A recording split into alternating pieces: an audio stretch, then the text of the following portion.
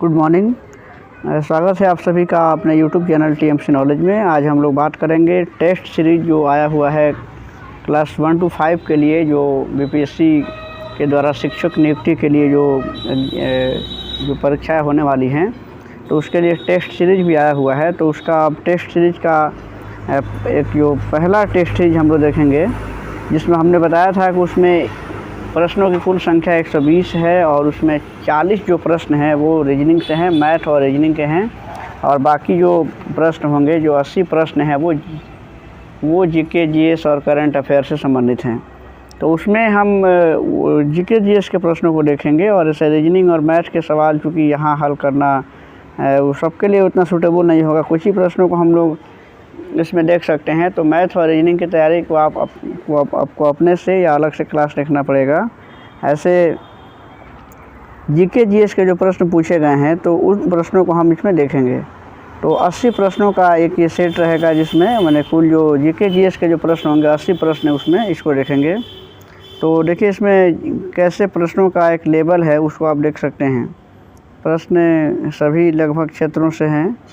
तो देखिए इसमें पहला जो प्रश्न पूछा गया है ये जीके जीएस से संबंधित है। मतलब इसमें जो जनरल नॉलेज है, तो उसमें देखिए पहला प्रश्न है कि गांधी जी के गिरफ्तार होने के बाद धरासन सॉल्ट वर्क्स पर हमला करने हेतु की गई यात्रा का नेतृत्व किसने किया था। क्वेश्चन ये आसान भी नहीं कहा जाएगा, क्योंकि काफ़ी डीप जो है कि डिफ़िकल्ट मतलब डीप प्रश्न है। यानी कि कुछ हिस्ट्री के जो प्रश्न हैं वो उसका सिलेबस भी आप देखे होंगे कि भारतीय स्वतंत्रता संग्राम और जो ज्योग्राफी है, तो वही क्लास 10th का ही लेवल है। तो ज़्यादा मुश्किल नहीं कहा जाएगा, लेकिन कहने का मतलब ये है कि कुछ टिपिकल प्रश्न भी इसमें देखने को मिल रहे हैं, जिसमें थोड़ा सा आपको बारीकी से ध्यान देना पड़ेगा। पहला प्रश्न है, गांधी जी के गिरफ्तार होने के बाद धरासन सॉल्ट वर्क्स पर हमला करने हेतु की गई यात्रा का नेतृत्व किसने किया था। तो इसका सही जवाब है, इसमें सही ऑप्शन है, ऑप्शन देखिए आपके सामने है, और सही जवाब होगा इसमें अब्बास तैयब जी। तो धरासन जो है कि ये प्रश्न पूछा है, धरासन क्या था। तो धरासन गुजरात राज्य में स्थित था, और वहाँ पर धरासन सत्याग्रहियों पर अंग्रेज़ों ने बहुत अत्याचार किया था, और इसके लिए जो सत्याग्रह हुए थे उसका जो नेतृत्व है वो सरोजिनी नायडू ने किया था। जानते हैं कि सविनय अवज्ञा आंदोलन की शुरुआत 6 अप्रैल 1930 को हुई थी, जो गांधी जी के द्वारा किया गया एक सत्याग्रह था। अगला प्रश्न है, सिपाही विद्रोह के दौरान गवर्नर जनरल कौन था। इसका ऑप्शन इधर देख लीजिए। ऑप्शन आपके सामने है कि Lord Canning, Lord Cornwallis, Lord Dalhousie या फिर लॉर्ड हेस्टिंग्स। सही जवाब होगा लॉर्ड कैनिंग, क्योंकि तो ये इसका सही जवाब होगा। सिपाही विद्रोह यानी कि जो 1857 की क्रांति हुई थी, उस समय लॉर्ड कैनिंग इसका वायसराय था, गवर्नर जनरल सॉरी। नेक्स्ट प्रश्न है कि गवर्नर जनरल लॉर्ड डलहौजी ने किस साम्राज्य को चेरी नाम दिया था। तो इसका सही जवाब है कि उसने अवध के साम्राज्य को चेरी का नाम दिया था, इसलिए इसका ऑप्शन ए सही है। अगला प्रश्न है कि निम्नलिखित में से किसने रेड शॉर्ट्स आंदोलन का आयोजन किया था। तो इसका सही जवाब हो जाएगा रेड शॉर्ट्स आंदोलन, यानी कि जो लाल कुर्ती जो करके था। तो इसमें सही जवाब आप देख लीजिए। इसका सही जवाब है कि यानी कि खान अब्दुल गफ़ार खान जो थे, उन्होंने लाल कुर्ती नाम से एक आंदोलन का आयोजन किया था। तो इस तरीके से इसका सही जवाब हो जाएगा खान अब्दुल गफ़ार खान। और अगला है कि किस आंदोलन को भारत का पहला सविनय अवज्ञा आंदोलन कहा जाता है। तो इसमें जो चंपारण आंदोलन है, यानी कि चंपारण आंदोलन को भारत का पहला सविनय अवज्ञा आंदोलन कहा जाता है। अगला प्रश्न है, स्वेज नहर नामक कृत्रिम जल मार्ग इनमें से किन सागरों को जोड़ता है। ऑप्शन है भूमध्य और सागर और लाल सागर। इसका जवाब भी यही सही होगा, यानी कि जो स्वेज नहर है, तो स्वेज नहर भूमध्य सागर और लाल सागर को जोड़ने का काम करता है। इसका ऑप्शन ए सही है। स्वेज नहर का निर्माण जो है कि 1869 में हुआ था, और इसका जो राष्ट्रीयकरण हुआ था वो मिस्र के जो मार्शल, इसमें देख लीजिए 1900 इसका राष्ट्रीयकरण जो हुआ था वो मिस्र के जो राष्ट्रपति थे 1956 में इसका राष्ट्रीयकरण किया गया था। और अगला प्रश्न है कि हडसन नदी निम्न में से किस शहर से होकर बहती है? तो इसका सही जवाब है कि न्यूयॉर्क से होकर बहती है, यानी कि इसका ऑप्शन डी सही है। ये प्रश्न 47 है, इसमें PDF बनाते समय कुछ पेज कट गए हैं, यानी कि 47 और अब इसके बाद से 48वां प्रश्न है। देखिए यहाँ लिख तो रहा है, निम्नलिखित में कौन सा जल डमरू मध्य का आर्कटिक महासागर को प्रशांत महासागर से जोड़ता है? इसका सही जवाब है, इसका ऑप्शन डी सही है। बेरिंग जो जल डमरू मध्य होता है, यानी कि ये इसका जल डमरू मध्य, यानी कि ये इसका सही ऑप्शन होगा। और अगला प्रश्न है कि देखिए क्वेश्चन है, इडुक्की जल विद्युत परियोजना इनमें से किस नदी पर बनाई गई है? इसका सही जवाब होगा पेरियार। आप जानते हैं कि पेरियार जो है कि केरला की सबसे बड़ी नदी है, तो ये इसका सही जवाब है। नेक्स्ट प्रश्न है, हीराकुंड बांध किस नदी पर बना हुआ है? हीराकुंड बांध जो है, ऑप्शन आपके सामने है, देख लीजिए। हीराकुंड बांध किस नदी पर बना हुआ है? तो ये इसका सही जवाब है महानदी पर। महानदी पर बना हुआ है। जो हीराकुंड बांध है वो विश्व का सबसे लंबा बांध है जो किसी नदी पर बनाया गया है, और इसकी जो लंबाई है वो 4800 मीटर है।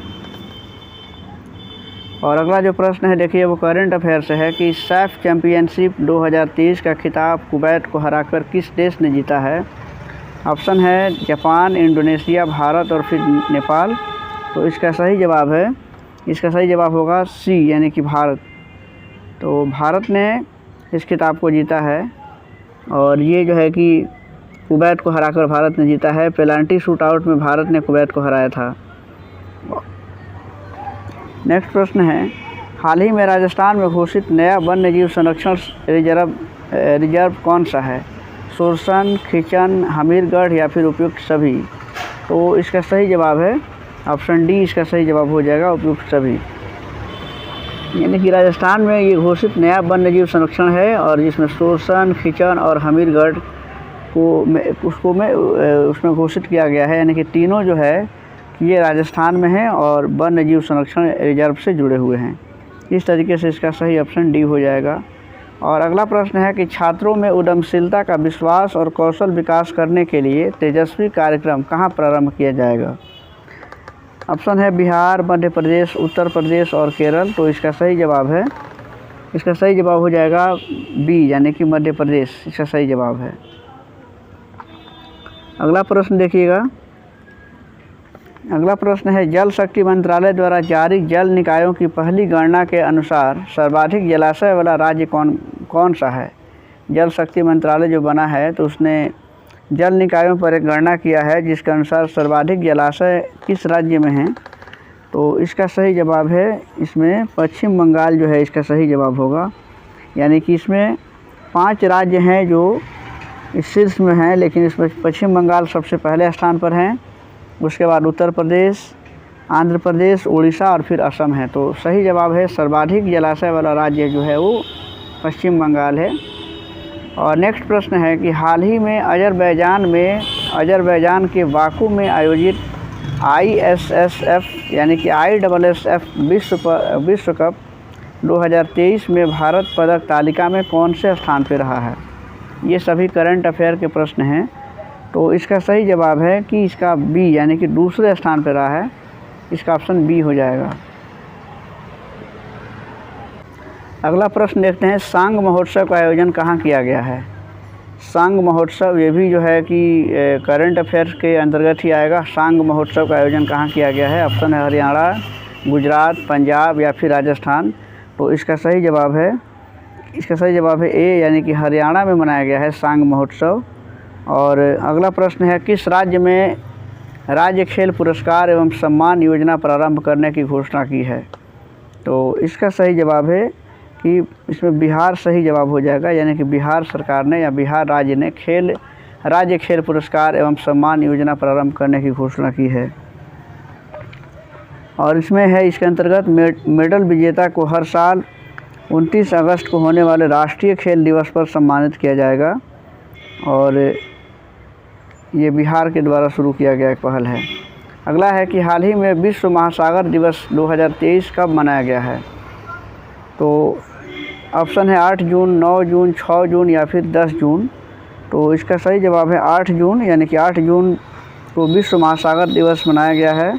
और विश्व महासागर दिवस 2023 का जो थीम है वो प्लैनेट ओशन द टाइड्स और चेंजिंग, यानी कि महासागर ग्रह लहरें बदल रही हैं, ये इसका थीम है। कभी कभी थीम भी पूछ लेता है कि अगर कोई दिवस मनाया गया है तो उसका थीम क्या था या फिर थीम क्या है। तो इसका सही जवाब हो जाएगा 8 जून।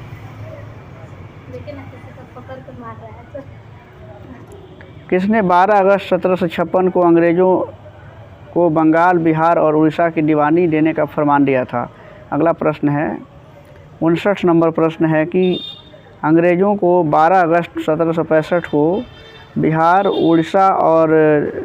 बंगाल और उड़ीसा की दीवानी देने का फरमान किसे दिया गया था? तो इसका सही जवाब हो जाएगा इसमें ऑप्शन ए सही है, यानी कि शाह आलम द्वितीय इसका सही जवाब हो जाएगा ऑप्शन ए।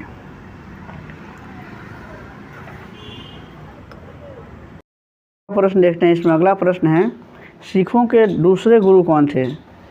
ऑप्शन आपके सामने है। सिखों के दूसरे गुरु अगर देखा जाए तो सिखों के दूसरे जो गुरु थे उसका नाम था उनका गुरु अंगद, यानी कि इस तरीके से इसका सही ऑप्शन हो जाएगा। ये दूसरे गुरु थे, गुरु हरगोबिंद सिंह जो थे वो इसके छठे गुरु थे सिखों के, और गुरु तेग बहादुर जो थे वो सिखों के 9वें गुरु थे। और सबकी अपनी अपनी कुछ परंपराएं रही और कार्यशैली रही काम करने का। जैसे कि अगर देखा जाए तो गुरुमुखी लिपि जो होती थी उसका जो शुरुआत है वो गुरु अंगद ने किया था। इस तरीके से सिखों के जो गुरु अंगद थे उन्होंने जो गुरु नानक ने जो एक परंपरा जो प्रारंभ की थी लंगर व्यवस्था, तो उसको उन्होंने अस्थायी बना दिया। इस तरीके से अगर देखा जाए तो गुरु अर्जुन देव को जहांगीर ने 1606 में मृत्यु दंड की ये सज़ा दी थी। तो इस तरीके से सभी ऑप्शन के बारे में कुछ चीज़ें जान लीजिए। नेक्स्ट प्रश्न है 19वीं शताब्दी में हिंदू धर्म के पुनर्जागरण का श्रेय निम्न में से किसको जाता है? नेक्स्ट प्रश्न है तो 19वीं शताब्दी में हिंदू धर्म में जो पुनर्जागरण का जो श्रेय अगर देखा जाए कि पुनर्जागरण का काम किसने किया, तो इसका सही जवाब है ये राजा राम मोहन राय के नाम जाता है, यानी कि उन्होंने हिंदू धर्म में पुनर्जागरण का काम किया। अगला प्रश्न है भगत सिंह और उनके साथियों को किसका बदला लेने के लिए ब्रिटिश अधिकारी जॉन सैंडर्स की हत्या की थी? भगत सिंह और उनके साथियों ने किसका बदला लेने के लिए या किस बदले में ब्रिटिश अधिकारी जो था जॉन सैंडर्स उसकी हत्या कर दी थी?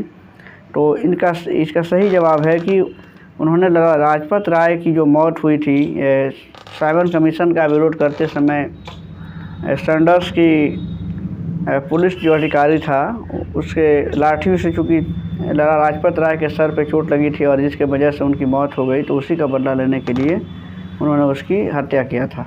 सिकंदर के गुरु कौन थे? सिकंदर के गुरु थे अरस्तु, इसका सही जवाब हो जाएगा 63 का बी। और नेक्स्ट प्रश्न देखते हैं इसमें अगला प्रश्न है झेलम का युद्ध किसने जीता? पोरस ने, अशोक, सिकंदर या फिर इसमें और भी ऑप्शन हैं, देख लीजिए।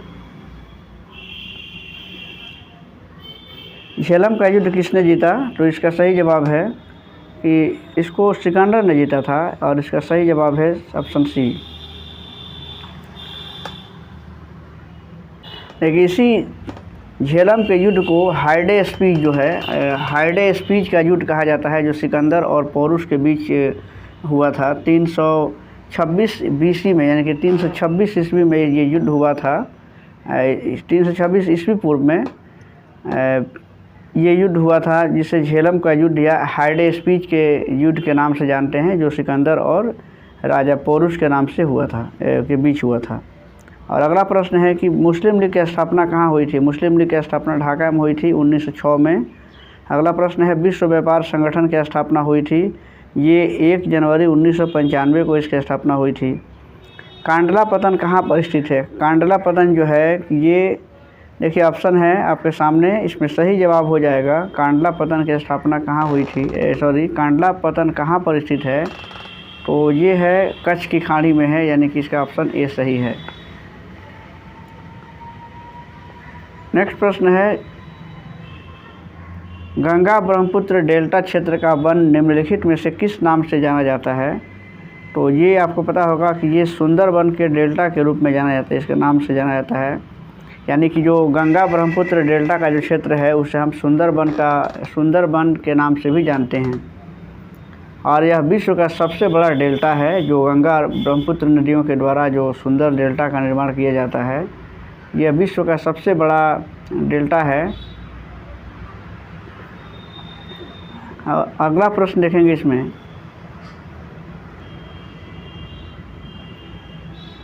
देखिए इसका अगला प्रश्न है कि 69 होगा, निम्नलिखित में से कौन बायोस्फीयर रिजर्व या सुरक्षित जीवमंडल की, देखिए प्रश्न कुछ इस तरह से है कि निम्नलिखित में से कौन बायोस्फीयर रिजर्व या सुरक्षित जीवमंडल नहीं है, ये इसका सही जवाब, इसका क्वेश्चन है। तो इसमें इसका सही जवाब है ये काजीरंगा जो है कि वो काजीरंगा जो सुरक्षित जैवमंडल नहीं है, जो ये असम में है, जो काजीरंगा नेशनल पार्क, वो एक सुरक्षित जीवमंडल का उदाहरण नहीं है। अगला प्रश्न है, लूनी किसकी सहायक नदी है, अगला ये है कि लूनी किसकी सहायक नदी है, तो लूनी जो है ये इनमें से किसी की नहीं है, मतलब कि गंगा, यमुना या चंबल, किसी की सहायक नदी लूनी नहीं है। और लूनी जो है कि ये देखा जाए तो आखिर किसकी सहायक नदी है, तो लूनी जो है कि अरावली पर्वत के निकट नागा पहाड़ से उत्पन्न होती है और दक्षिण पश्चिम क्षेत्र में प्रवाहित होते हुए कच्छ के रण क्षेत्र में जाकर गिर जाती है। तो ये इसके विषय में कुछ जानकारी है।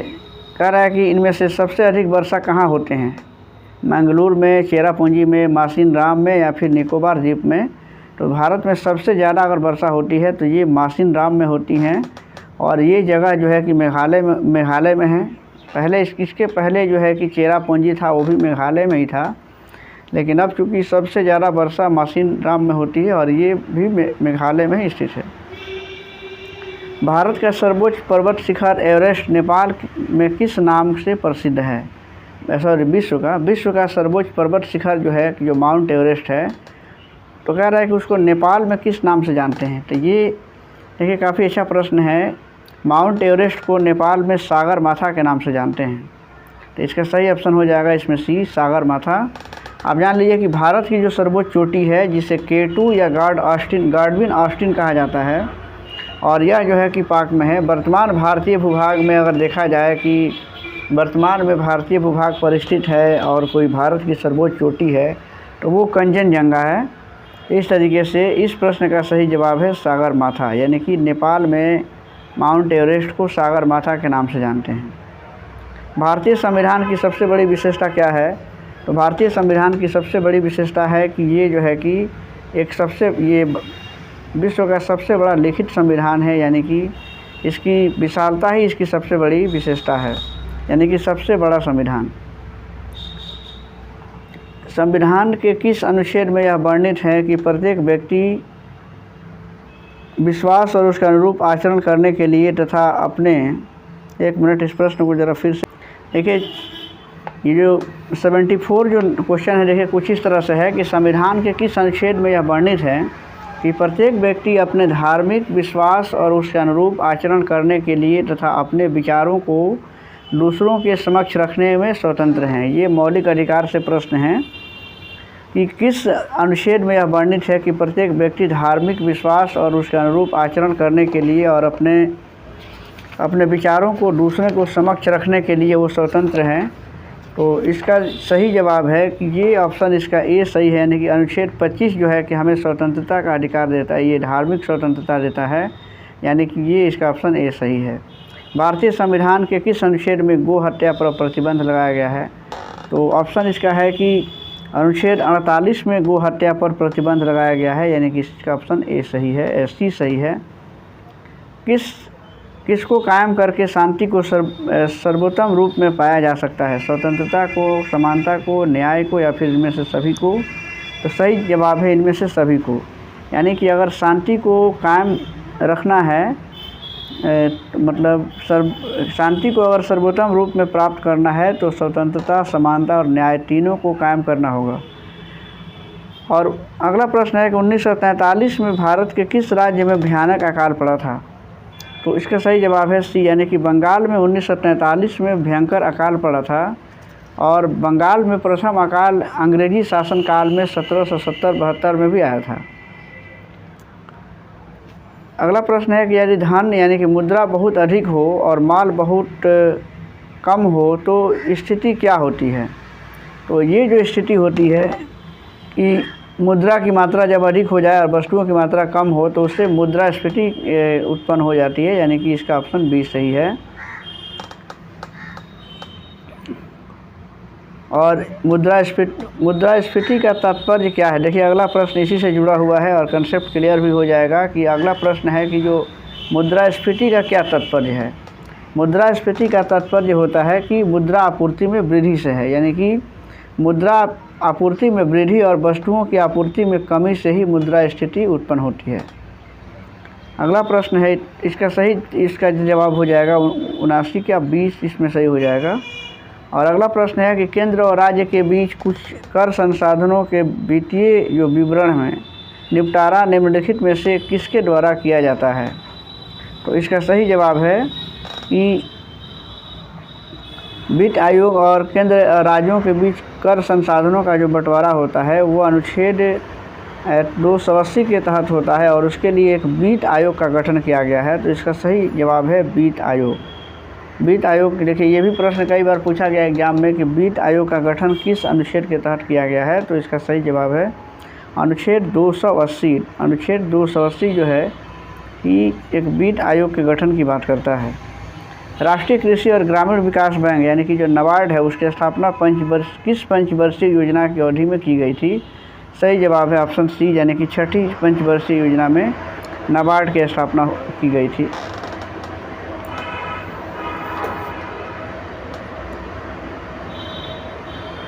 नेक्स्ट प्रश्न देखते हैं, भोपाल गैस त्रासदी किस वर्ष हुई थी? देखिए बहुत ही अच्छा क्वेश्चन है और कई बार पूछा जाने वाला आसान सा सवाल है। भोपाल गैस त्रासदी किस वर्ष हुई थी? 1984 में हुई थी। और ये कहाँ हुई थी? तो भोपाल में। और भोपाल में मिथाइल आइसोसाइनाइड गैस के रिसाव से ये घटना हुई थी जिसमें काफ़ी लोग की जान भी चली गई थी। अगला प्रश्न है कि महात्मा गांधी ने लॉर्ड इरविन को लिखे अपने पत्र में कितनी मांगें की थी जिनमें से कुछ को गांधी इरविन समझौते के रूप में स्वीकार किया गया था? तो इसमें महात्मा गांधी ने लॉर्ड इरविन को लिखे अपने पत्र में 11 मांगें की थी और जिसमें से कुछ ही मांग को गांधी इरविन समझौते के रूप में स्वीकार किया गया था। और इसका सही जवाब है ऑप्शन डी, यानी कि 11 मांगें की थी। भारत ने अपने पहले परमाणु बम का परीक्षण कब किया था? 1974 में किया था। ये पोखरण में हुआ था ये परीक्षण, और पोखरण जो है कि राजस्थान में है। 18 मई 1974 को ये परीक्षण हुआ था। नेक्स्ट प्रश्न है, दुनिया का सबसे व्यस्त समुद्री मार्ग कौन सा है? 85 नंबर प्रश्न है ये कि दुनिया का सबसे व्यस्त समुद्री मार्ग कौन सा है? तो इसमें सही जवाब है इसका ऑप्शन डी हो जाएगा, यानी कि उत्तरी अटलांटिक समुद्री मार्ग जो है ये दुनिया का सबसे व्यस्ततम समुद्री मार्ग है। अगला प्रश्न है, गाछ, रूसल, अच्छी इनमें से किसकी रचना है? देखिए हिंदी से प्रश्न है कि गाछ, रूसल, अच्छी निम्न में से किसकी रचना है? तो ये जो रचना है ये कमलकांत झा की रचना है। और इसके संबंध में अन्य जानकारी है कि कमलकांत झा जो है कि मैथिली भाषा के एक साहित्यकार थे और मैथिली कथा एक संग्रह है गाछ, रूसल, अच्छी, और जिसके लिए उनको साहित्य अकादमी का भी पुरस्कार मिला था। स्वर्गीय रामविलास पासवान किस वर्ष बिहार विधानसभा के सदस्य निर्वाचित हुए थे?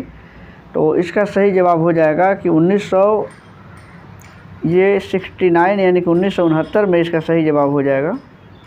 और अगला प्रश्न है कि बिहार में प्रथम कछुआ पुनर्वास केंद्र कहाँ बनाया गया है? तो ये भागलपुर में बनाया गया है। ये करंट से प्रश्न है। मेरी कहानी यानी कि संपूर्ण जो एक ऑटोबायोग्राफी है ये किसकी आत्मकथा है? तो मेरी कहानी यानी कि संपूर्ण जो है ये किसकी रचना है या किसकी बायोग्राफी है? तो ये है जवाहरलाल नेहरू, यानी कि इसका ऑप्शन डी सही है। अगला प्रश्न है, भारत के एक प्रसिद्ध संगीतकार एस बालचंद्रन को निम्नलिखित में कौन से वाद्य यंत्र बजाने के लिए जाना जाता है? भारत का कोई प्रसिद्ध एक संगीतकार हैं एस बालचंद्रन, और वो वाद्य यंत्र भी बजाते हैं, तो उसके लिए किस वाद्य यंत्र को बजाने के लिए उनको जाना जाता है? तो इसका सही जवाब है ऑप्शन ए, यानी कि वीणा। एक वीणा वादक भी हैं। और इसमें देखिए सितार की बात आई है, तो भारत के एक प्रसिद्ध जो सितार वादक थे पंडित रविशंकर भी थे। घटम के बारे में जान लीजिए। घटम जो है कि एक भारतीय वाद्य यंत्र हैं, और घटम जो है कि एक बड़ा संकीर्ण मुंह वाला मिट्टी का बर्तन है जिसका उपयोग तबले के रूप में किया जाता है। यानी कि घटम एक वाद्य यंत्र है, तबला भी, इसमें सभी एक वाद्य यंत्र दिया गया है, वीणा, घटम, तबला या फिर ये सितार। और अगला प्रश्न है कि कौन से जंतु वर्ग में 3 कक्षीय हृदय होता है? तो ये उभयचर में होता है। उभयचर वैसे प्राणी होते हैं जो जल और स्थल दोनों पर रह सकते हैं। यहाँ तक हम बात करें अगर देखिए मछली में, तो मत्स्य वर्ग में जो होता है वो द्विवेशमी, यानी कि उसमें 2 जो है कि कक्ष होते हैं। पक्षियों में देखा जाए तो पक्षियों का जो हृदय होता है वो 4 कक्षों में बटा होता है। मछली में 2 होते हैं, उभयचर में 3 कक्षीय होता है, और जो सरीसृप होते हैं यानी कि जो रेप्टाइल होता है, सरीसृप जो रेंगने वाले जो जीव होते हैं उसमें 3 कक्षीय हृदय पाया जाता है। लेकिन वहीं अगर मगरमच्छ की बात करें तो उस मगरमच्छ के हृदय में 4 कक्ष पाए जाते हैं। वहीं पर अगर कॉकरोच की बात करें तो कॉकरोच में जो होता है वो 13 हृदय होते हैं, उसके 13 कक्ष होते हैं हृदय में। अगला प्रश्न है कि एल्काइन्स असंतृप्त हाइड्रोकार्बन जिसमें 2 कार्बन परमाणुओं के बीच एक तिहरा बंध होता है का एक सामान्य सूत्र क्या है? देखिए इसमें सीधा आप सुन लीजिए कि एल्काइन्स का जो एक असंतृप्त हाइड्रोकार्बन एक प्रकार का है, तो एल्काइन्स का ही आपको पूछा जा रहा है कि इसमें सही उसका सामान्य सूत्र क्या होता है। तो इसमें 3 चीज़ें होती हैं, एल्केन, अल्काइन और एल्कीन। तो अल्केन का होता है CnH2n+2, ये जो है कि अल्केन का है। ये एल्कीन का जो होता है वो CnH2n होता है, यानी कि इसमें क्योंकि एल्कीन, और इसमें इस सवाल में पूछा गया है कि अल्काइन का क्या होता है, तो अल्काइन का ये होता है इसमें ऑप्शन सी, यानी कि CnH2n-2। तो ये अल्काइन का हो गया। ये याद रखिएगा, पहला जो है ये अल्केन का है, यानी कि ALKANE अल्केन, ये अल्केन का है पहला वाला, ये अल्काइन का है, और ये जो है डी वाला जो है वो एल्कीन का है।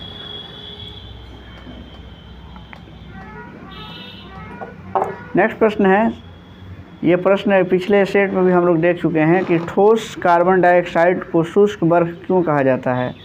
इसका रीज़न जान लीजिए कि ठोस जो बताया गया था कि जो CO2 होता है उसको ठोस शुष्क बर्फ भी, ठोस CO2 को शुष्क बर्फ यानी कि सूखा बर्फ़ के नाम से भी जानते हैं। तो इसे सूखा बर्फ़ क्यों कहा जाता है? तो इसका सही जवाब है कि इसमें जब एक दाब को 1 एटमॉस्फेयर कम किया जाता है तो यह सीधे गैसीय अवस्था में बदल जाता है।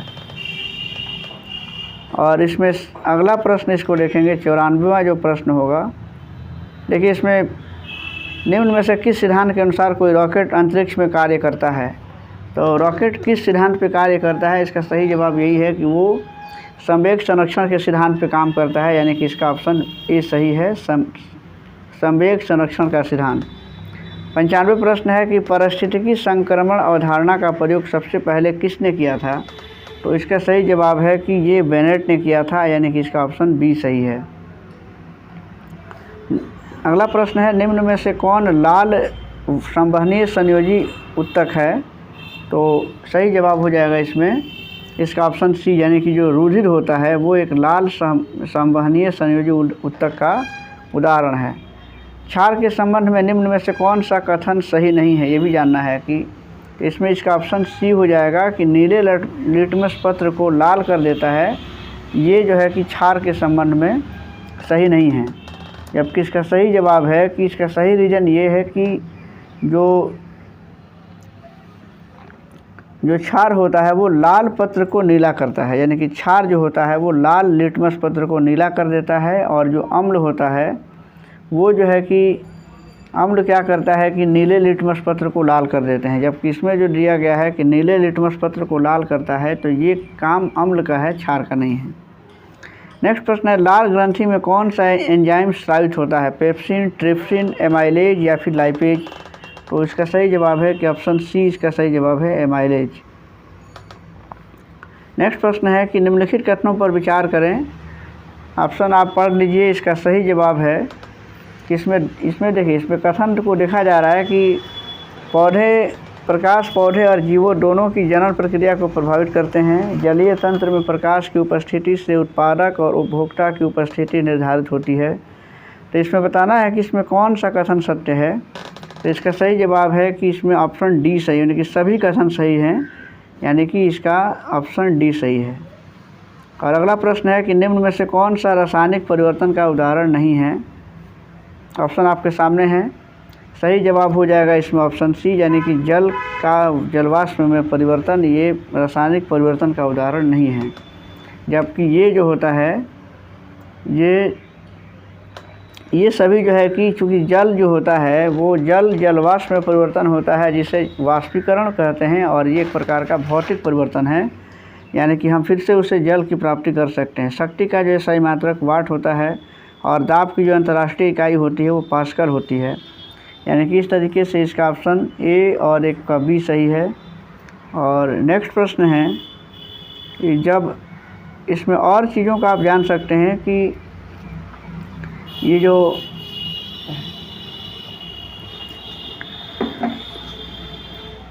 अगला इसमें प्रश्न है कि दाब की, देखिए इस सबके बारे में जान लीजिए कि दाब की जो इकाई है तो पास्कल है। ओम जो है कि प्रतिरोध का मात्रक है। डाइन ये बल का मात्रक होता है, और न्यूटन भी बल का मात्रक होता है। अगला प्रश्न है,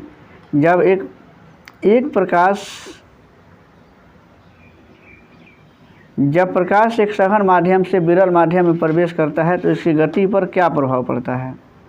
यानी कि जब प्रकाश एक माध्यम से विरल माध्यम में प्रवेश सघन माध्यम से विरल में प्रवेश करता है तो इसकी गति पर क्या प्रभाव पड़ता है? इसका सही जवाब है कि इसकी गति बढ़ जाती है। जब क्योंकि सघन से विरल में प्रवेश करेगा तो गति बढ़ेगी, और जब वहीं विरल से सघन में प्रवेश करेगा तो गति में कमी आएगी।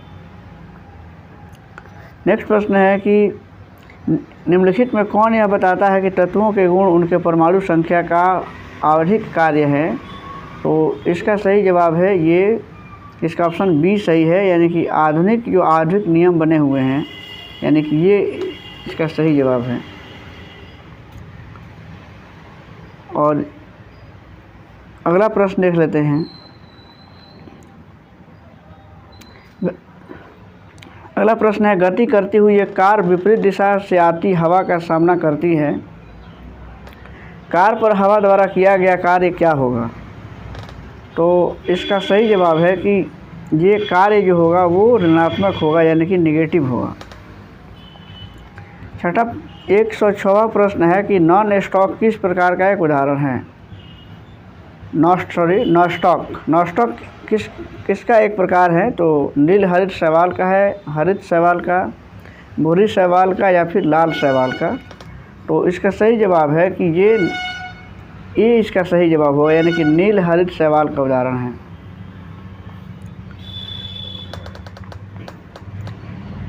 अब हम जानते हैं कि शैवाल का जो अध्ययन होता है उसे फाइकोलॉजी भी कहा जाता है, और शैवाल कैसे होते हैं? तो वे स्वपोषी होते हैं, कि अपना भोजन खुद बनाते हैं। अगला प्रश्न है कि निम्न में से किसका सुमेल सही नहीं है? सहजीवी, उत्पादक, फिर परोपजीवी उपभोक्ता दिया हुआ है, मृतोपजीवी यानी कि विबंधक दिया हुआ है, तृणभक्षी यानी कि गौण उपभोक्ता। तो इसका सही जवाब है इसका यही डी नंबर ऑप्शन सही है। अगला प्रश्न है कि सिग्मोइड कोलेन किसका भाग है? तो इसका सही जवाब है ऑप्शन बी, यानी कि ये बड़ी आंत का एक भाग है। तरल पदार्थ के क्वथनांक पर क्या होते हैं?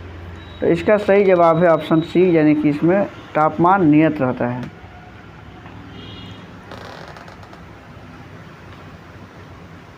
अगला है कि यूस्ट्रोकी नालिका मानव शरीर के किस भाग में स्थित होती है? यूस्ट्रोकी नालिका मानव के किस भाग में स्थित होती है? तो ये गले में स्थित होती है, यानी कि इसका ऑप्शन डी सही है। अगला प्रश्न है, सूर्यास्त के बाद भी पृथ्वी की सतह के निकट वायु किस कारण ऊष्मा प्राप्त करती है? तो इसका सही जवाब है कि इसमें स्थलीय विकिरण के कारण वायु को ऊष्मा प्राप्त होती रहती है। पैंक्रियाज की कोशिकाएं जो इंसुलिन उत्पन्न करती है क्या कहलाती हैं? तो इसका सही जवाब है कि ये डी, यानी कि आइलेट ऑफ लैंगरहैंस इसके कहा जाता है।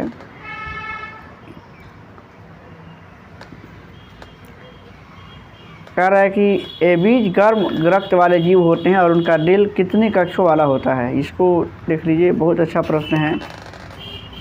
जो एबीज होते हैं गर्म रक्त वाले जीव होते हैं और उनका जो हृदय होता है, इनका जो दिल होता है वो 4 कक्षों वाला होता है। और इनके इस पे जो है कि इनके शरीर पर परों पर बाह्य जो है कंकाल होते हैं। और ये वर्ग जो होता है वो जीवों को उड़ने के लिए अगली टांगों यानी कि पंखों में परिवर्तित, इनकी अगली जो टांगें होती हैं वो पंख में परिवर्तित हो जाती हैं। तो इसका सही जवाब है इसका ऑप्शन डी, यानी कि इसमें 4 कक्ष वाले इनका होता है, यानी कि 4 कक्षों में इनका ये दिल बटा होता है। नेक्स्ट प्रश्न है, नीचे दिए गए कथनों में से कौन सा कथन सही है? देख लीजिए, ऑप्शन आपके सामने है और बताना है कि इसमें से कौन सा कथन सही है। तो इसका सही जवाब हो जाएगा इसमें, इसका सही जवाब है ऑप्शन डी, यानी कि केवल इसका दूसरा जो ऑप्शन है, दूसरा जो कथन है वो सही है। आलू में स्टार्च किसके साथ अभिक्रिया करने के बाद नीले रंग में परिवर्तित हो जाता है? तो इसमें इसका सही जवाब हो जाएगा इसमें ऑप्शन बी, यानी कि आयोडीन के साथ। और अगला प्रश्न है कि पृथ्वी का केंद्र, यानी कि केंद्र भाग जिसे कोर कहते हैं, मुख्य रूप से किससे निर्मित होता है? तो पृथ्वी का जो कोर होता है वो मुख्य रूप से निकेल और लोहा से ये निर्मित होता है, यानी कि निकेल और लोहा, यानी कि इसका ऑप्शन बी सही है। नेक्स्ट प्रश्न है कि एक पारदर्शी सामग्री का अपवर्तनांक क्या होता है? इसमें आपके पास ऑप्शन है, देख लीजिए आपके सामने है। एक पारदर्शी सामग्री पर अपवर्तनांक का क्या प्रभाव होता है, यानी कि क्या होता है? तो इसका सही जवाब है कि बैंगनी रंग के लिए ये जो होता है वो सबसे ज़्यादा होता है। अगला है कि निम्नलिखित में से कौन सा प्राकृतिक गैस का एक प्राथमिक घटक है? प्राकृतिक गैस का एक प्राथमिक घटक इनमें से कौन सा है? ऑप्शन आपके सामने है और इसका ऑप्शन हो जाएगा मीथेन, यानी कि जो CH4 होता है वो प्राकृतिक गैस का एक प्राथमिक घटक है। और मीथेन जो होता है वो एल्केन श्रेणी का पहला सदस्य होता है, जिसमें कार्बन की सभी जो वैलेंसी होती हैं, कार्बन की सभी जो संयोजकताएं होती हैं वो संतुष्ट होती हैं। नेक्स्ट प्रश्न है कि आवासीय क्षेत्रों के लिए केंद्रीय प्रदूषण नियंत्रण बोर्ड द्वारा प्रस्तावित मानक शोर का स्तर क्या है? यानी कि आवासीय क्षेत्रों के लिए जो केंद्रीय प्रदूषण नियंत्रण बोर्ड है और जिसने एक मानक तय कर रखा है कि शोर का, यानी कि जो शोरगुल होते हैं उसका स्तर क्या होना चाहिए, जो डेसिबल में होता है। तो उसका सही जवाब है कि इसका ऑप्शन बी सही है, यानी कि 45 डेसिबल जो है वो एक किया गया है कि प्रस्तावित जो उसका मानक, जो शोर का जो मानक प्रस्तावित है वो 45 डेसिबल हैं। तो इसमें देखिए, शांत अगर कोई क्षेत्र है तो उसके लिए रात्रि समय का जो सीमा तय किया गया है कि रात्रि समय में 40 डेसिबल और दिन के समय में 50 डेसिबल होना चाहिए। वहीं जो अगर कोई इंडस्ट्रियल इलाका है, यानी कि जो औद्योगिक क्षेत्र है, तो रात्रि के समय में 70 डेसिबल और दिन के समय में 75 डेसिबल को एक शोर का मानक जो है कि तय किया गया है। अगर जहाँ तक बात करें ध्वनि के जो स्तर होता है तो मनुष्यों पर क्या असर पड़ता है, तो देखिए 80 डेसिबल का जो ध्वनि होता है वो मानव के लिए काफ़ी काफ़ी कष्टदायक होता है।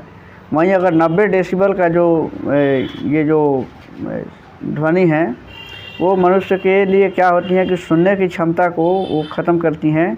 और 135, 130 या 135 अगर हो जाए तो ये क्या है कि इंसान उससे मर सकता है या विक्षिप्त हो सकता है, यानी कि वो उसकी जो मानसिक संतुलन है वो बिगड़ सकता है। और आखिरी इसका प्रश्न है, बीसीजी निम्न में से किसके लिए एक वैक्सीन है? ये सवाल हम लोग जब प्रीवियस ईयर का पेपर कर रहे थे तो भी मिला हुआ था कि बीसीजी का जो टीका दिया जाता है वो किसके लिए दिया जाता है? तो वो जो दिया जाता है वो यक्ष्मा यानी कि टीबी जो रोग होता है, ट्यूबरकुलोसिस, क्षय रोग, उससे बचने के लिए दिया जाता है। तो ये एक प्रकार का बीसीजी का एक वैक्सीन है जो यक्ष्मा रोग से बचने के लिए किया जाता है। तो ये देखिए 80 प्रश्नों का एक सेट था, ये पहला प्रैक्टिस सेट हो, ये पहला एक जो टेस्ट सीरीज है। थोड़ा सा ध्यान दीजिएगा कि हमने जो ये जो प्रश्न हम जो इसके पहले करा रहे थे, जिसमें हमने 200 कुछ प्रश्नों को अभी हमने देखा है, तो वो जो प्रश्न है वो लगभग 1000 की संख्या में दिया गया है, जो कक्षा 3 से लेकर के क्लास 8 तक के उसमें विज्ञान के प्रश्न हैं। उसको भी हम करेंगे, तो उसका नाम हम दे रहे हैं प्रैक्टिस सेट। क्योंकि छोटा छोटा वीडियो बना रहे हैं तो उसके लिए हम प्रैक्टिस सेट 1 2 3 करके बना रहे हैं। और ये जो आपका एक जो ये टेस्ट सीरीज होगा, चूँकि ये टेस्ट सीरीज पहला का था, तो अब इसमें जो हम लिखेंगे अपने थंबनेल पे ध्यान दीजिएगा, तो वीडियो का जो फेस होगा उस पर, तो उस पर हम उसको टेस्ट सीरीज लिखेंगे। तो टेस्ट सीरीज ये पहला है, ये प्राथमिक मतलब शिक्षकों के लिए है 1 to 5 के लिए। ऐसे ही इसमें कुल मिलाकर के 20 सेट दिए हुए हैं, तो हम 20 सेट के लिए 20 टेस्ट सीरीज का वीडियो बना देंगे। आप इसको देख सकते हैं और इसका पीडीएफ जो है कि हम अच्छे से इसका पीडीएफ बना करके भी अपलोड कर देंगे। आप हमारे जो टेलीग्राम चैनल हैं, टेलीग्राम यानी कि जो टीएमसी नॉलेज के नाम से भी हैं, तो आप टेलीग्राम पे भी हमसे सर्च कर सकते हैं हमें, और उस पर भी जुड़ सकते हैं, जहां आपको पीडीएफ आसानी से मिल जाएगा।